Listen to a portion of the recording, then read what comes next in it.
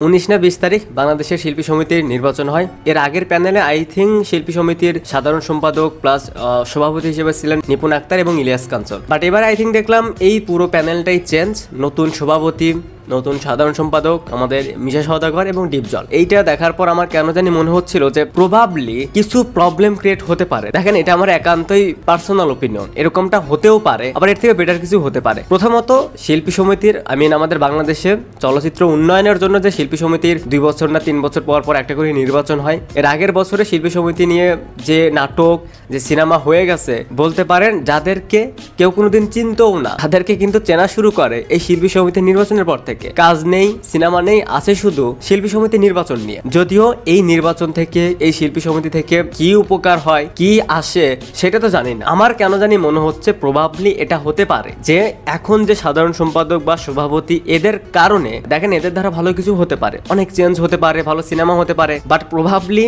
যে ইস্যুটা প্রথমে ক্রিয়েট করবে সেটা হচ্ছে হিন্দি সিনেমা নিয়ে। এই প্যানেলে যারা রয়েছে আমি কম বেশি তাদের অনেক ইন্টারভিউ দেখেছি, তারা কিন্তু পুরোপুরি হিন্দি সিনেমার বিরুদ্ধে। তারা কোনোভাবেই চাইবে না একটা হিন্দি সিনেমা বাংলাদেশে রিলিজ হোক। আমি যে হিন্দি সিনেমার পুরোপুরি পক্ষে, আমাদের বাংলা সিনেমা বাদ রেখে হিন্দি সিনেমা চালাতে হবে, ব্যাপারটা এরকমও না। বাট আমাদের এইখানে, আমাদের ইন্ডাস্ট্রিতে শুধুমাত্র ভালো সিনেমা রিলিজ হয় ঈদে। ঈদ বাহিরে আমাদের এখানে তেমন কোনো সিনেমা রিলিজ হয় না। তো সেই সময়টা, সেই গ্যাপটা পূরণ করার জন্য তো হিন্দি সিনেমা দরকারই হবে। এর আগে এখানে জওয়ান ভালো চলেছে, পাঠান ভালো চলেছে, ডাঙ্কিও ভালো চলেছে।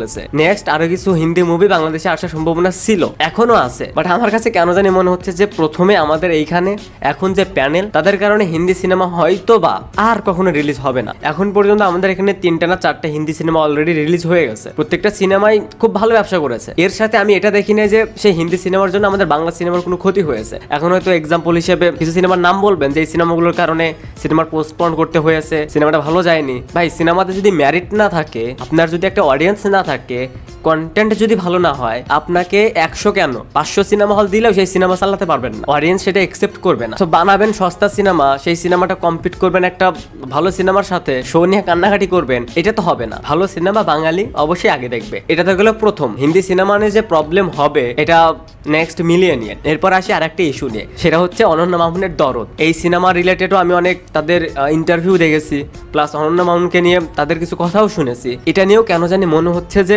কিছু ইস্যু ক্রিয়েট করতে পারে। দেখেন, একটা সিনেমা তো ওইভাবে কখনোই বন্ধ করতে পারবে না বা সিনেমা রিলিজ করতে দিবে না, এটা কখনোই পারবে না। বাট মাঝখান থেকে এমন কিছু ইস্যু ক্রিয়েট হবে যার কারণে পরবর্তীতে এখন যে তারা ইন্সপায়ার, যে একটা প্যান ইন্ডিয়ান প্রজেক্ট বানাচ্ছি, একটা ভালো বাজেট দিয়ে সিনেমা বানাচ্ছি, আমাদের এখান থেকেও ভালো একটা সাপোর্ট পাওয়া যাচ্ছে, তো এরকম প্রজেক্ট আমরা নেক্সট আরো বানাতে পারবো। বাট সেইখানে যদি কোনো ইস্যু ক্রিয়েট হয়, তাহলে সেই ফিল্মের ডিরেক্টর বা সেই প্রোডাকশন হাউসগুলো তখন কিন্তু সেই রিস্ক নিবে না, কারণ তারা তখন ভাববে যে নিজেদের ইন্ডাস্ট্রির লোকজন এভাবে বাধা দিচ্ছে, এভাবে ইস্যু ক্রিয়েট করতেছে, তাহলে কি দরকার আমি একা ইন্ডাস্ট্রি নিয়ে ভেবে। এরপরে আরো কিছু বিষয় রয়েছে, সেটাতে না যায়। বাট আমার কাছে প্রভাবলি এই Hindi cinema plus pan Indian যে প্রজেক্টগুলো হবে, এইগুলা নিয়ে কিছু কিছু ইস্যু ক্রিয়েট হবে। দেখেন, এটা নাও হতে পারে তাদের এখন মেন্টালিটি চেঞ্জ, তারাও এই সিনেমাগুলোকে সাপোর্ট করতে পারে। যদি সাপোর্ট করে তাহলে তো অবশ্যই ভালো, আর যদি সাপোর্ট না করে কিছু ইস্যু ক্রিয়েট করে, তাহলে ইন্ডাস্ট্রি এখন যে একটা পজিশনে রয়েছে তখন আর নেক্সট সেটাও থাকবে না। সো অবশ্যই তাদের প্রতি, তাদের কাছ থেকে সেই পজিটিভ এক্সপেকটেশনটাই থাকবে। তো এই ছিল ওভারঅল বিষয়টা নিয়ে আমার ওপিনিয়ন। আপনাদের কাছে কি মনে হয় এই ওভারঅল বিষয়টা নিয়ে, সেটা অবশ্যই কমেন্টসে জানাতে পারেন। Thanks for watching, by.